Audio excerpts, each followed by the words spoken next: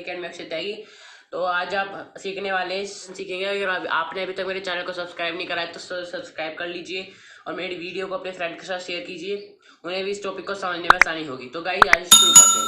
Molality क्या होता है? मोलैलिटी होता है number of moles of solute. Number of moles of solute लेंगे 1 kg सोलवेंट के अंदर, अब number of moles of solute लेंगे तो रिप्रेजेंट करेंगे, जिसको रिप्रेजेंट करते हैं एम से। और एम मतलब मोलैरिटी का फॉर्मूला क्या होता है? Number of moles of solute upon mass of solvent in KG. ये है हमारा मोलैरिटी का फॉर्मूला।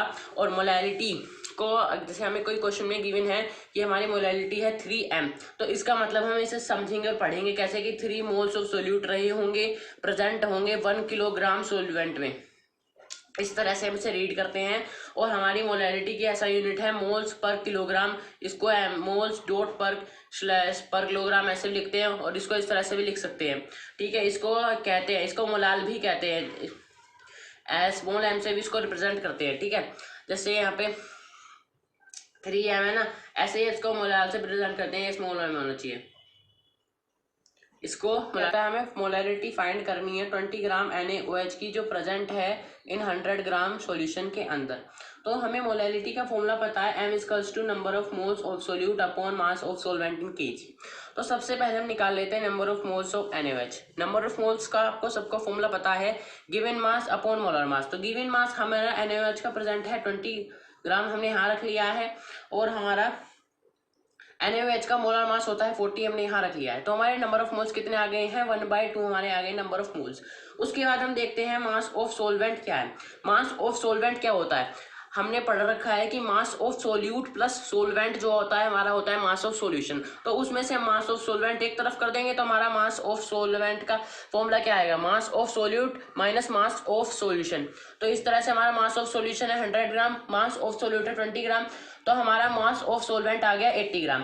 अब हम ये हमारा ग्राम में है, और ये बात याद रखें कि अगर हमें मोलैलिटी निकालनी है तो हमारा मास होना चाहिए किलोग्राम में।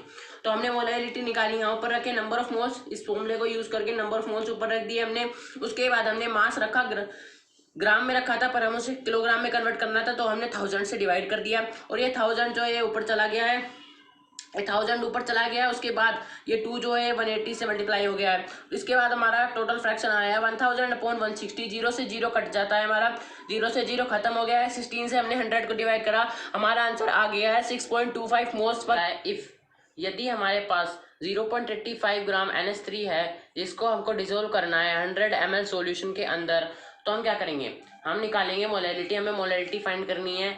यदि हमारी डेंसिटी ऑफ सॉल्यूशन है 1.2 ग्राम पर मिलीलीटर, तो हमने अभी तक मोलैलिटी का फॉर्मूला पढ़ा है, number of moles of solute upon mass of solvent in KG.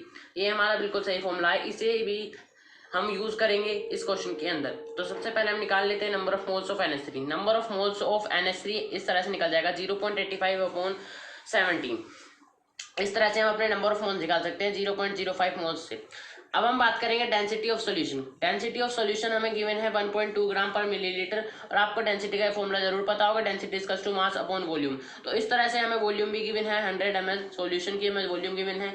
तो हम इस तरह से मास ऑफ सॉल्यूशन निकाल सकते हैं, जो होगा हमारा डेंसिटी इंटू वॉल्यूम। डेंसिटी है 1.2 और हमारा वॉल्यूम है 100 ml, तो इस तरह से हमारा मास ऑफ सॉल्यूशन आ गया 1.20 ग्राम। ये हमारा मास ऑफ सॉल्यूशन है। और हमें पता है कि मास ऑफ सॉल्यूशन अगर हमें गिवन हो और मास ऑफ सोल्यूट हमें गिवन हो, तो हम मास ऑफ सोलवेंट निकाल सकते हैं। तो हमने मास ऑफ सोलवेंट निकाल लिया है, mass of solution minus mass of solute करके, तो हमारा मास ऑफ सोलवेंट आया है 119.15 ग्राम। इस तरह से अब हमने इन दोनों चीजों को अपनी मोलैलिटी के फॉर्मूले में रखकर हमारा आंसर आ गया है 1/2383 मोल्स पर किलोग्राम। ये हमारी मोलैलिटी का आ गया है। अब हम इसके और क्वेश्चन करते हैं। डेंसिटी ऑफ 3m हमें क्या दे रखा है? 3m हमारी है मोलैलिटी सॉल्यूशन की, हमें दे रखी है, उसमें NaCl है, और इस सॉल्यूशन की ये जो वॉल्यूम है 1.25 ग्राम पर मिलीलीटर है। हमें कैलकुलेट करनी है मोलैलिटी ऑफ द सॉल्यूशन।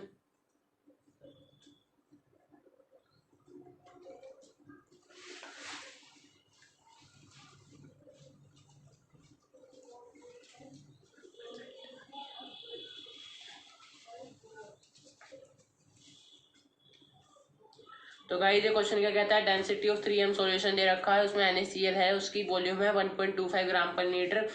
हमें कैलकुलेट क्या करना है, हमें कैलकुलेट करना है molarity of solution.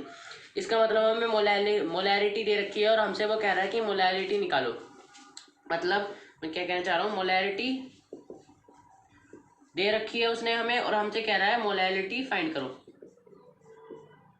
Molarity find करो। अगर आपने मेरा पिछला लेक्चर नहीं देखा, मैंने एक मोलैरिटी के ऊपर भी लेक्चर बना रखा है, तो अगर आपने वो नहीं देखा है तो ये क्वेश्चन शायद आप पे ना आता हो, और अगर आपको ये कहीं और से सीख लिया हो तो ये आप ये क्वेश्चन कर सकते हैं। तो हम पहले का निकालेंगे mass of NaCl 1 litre solution में। तो पहले हम ये मोलैरिटी इंटू ये डेंसिटी ऑफ वाटर है, डेंसिटी ऑफ वाटर है जो 1 लीटर सॉल्यूशन में होती है, ये आ गई 175.5 ग्राम। और मास ऑफ 1 लीटर सॉल्यूशन हमारा क्या आ गया है, ये आ गया 1000 हमारी 1 लीटर है, तो ये वॉल्यूम हो गई हमारी, और ये इंटू डेंसिटी हो गई हमारी सॉल्यूशन की जो हमें गिवन है। तो ये हमारा आ गया मास ऑफ 1 लीटर सॉल्यूशन। अब हमसे पूछा मास ऑफ वाटर इन सॉल्यूशन, तो हम कैसे निकालेंगे, तो हमने सॉल्यूशन में से हमने NaCl का मास माइनस कर दिया, तो हमारा क्या आ गया, mass of water in solution आ गया हमारा 1074.5 ग्राम। अब हमें निकालना है मोलैरिटी। तो मोलैरिटी का हमें फॉर्मूला पता है, number of moles of solute into mass upon mass of solvent in kilogram, और हमारा मोलैरिटी है 3 मोल अपॉन करेंगे 1.0745 किलोग्राम। ठीक है, हमने डिवाइड करा तो हमारा आंसर आ गया 2.75 मोलैरिटी। यही मोलैरिटी का सिंबल भी यूज करते हैं, ये ऐसा यूनिट भी यूज कर सकते हैं। इसका मतलब होता है मोल पर केजी। ये मैं आपको पिछली वीडियो में इस वीडियो में मैंने आपको बता दिया है। तो गाइज यही लेक्चर यही समाप्त करते हैं। अगर आपने अभी तक मेरे चैनल को सब्सक्राइब नहीं करा है तो सब्सक्राइब कर लीजिए, और इस वीडियो को लाइक करना ना भूलिए, अपने फ्रेंड के साथ इसे शेयर जरूर करें। तो मिलते हैं नेक्स्ट लेक्चर में।